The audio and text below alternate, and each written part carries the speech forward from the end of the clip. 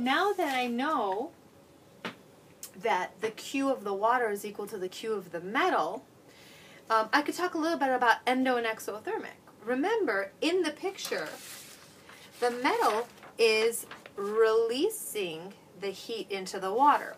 So when you release, when heat exits, it's exothermic, which is represented by a negative sign. The water is taking in, absorbing. So that's endothermic, which is represented by a positive sign.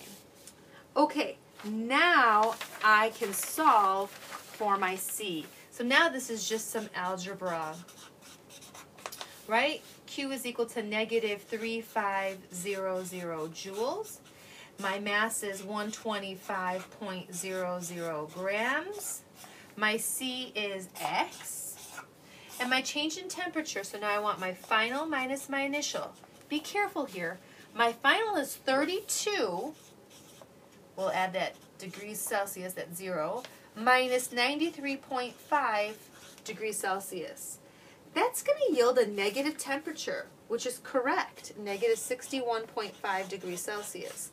Now, this negative doesn't mean cold. What this negative means is that the temperature started off from hot and energy was released, and so the system then moved to, retrieve that water. So it doesn't mean negative, it just shows that the heat was exiting out of the system. So that kind of helps balance out this negative, okay, as you'll see in a second. So now let's solve for X. So we divide by 125.00 grams and negative 61.5 degrees Celsius. Do that on both sides. Don't forget your units.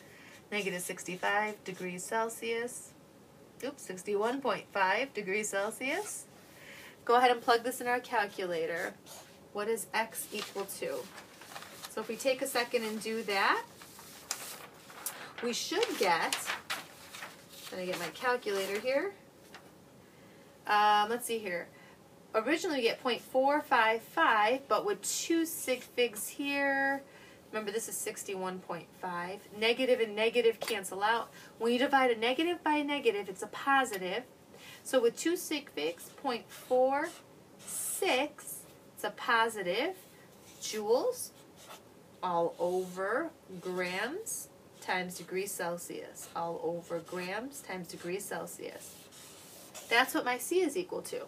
So now I bring back my chart and say, which one's the closest to this? And hopefully you realize iron. So my answer is iron, because 0.451 joules over grams degrees Celsius matches with 0.46. It's close enough. And that's how you solve if given all of that information and you're solving for C.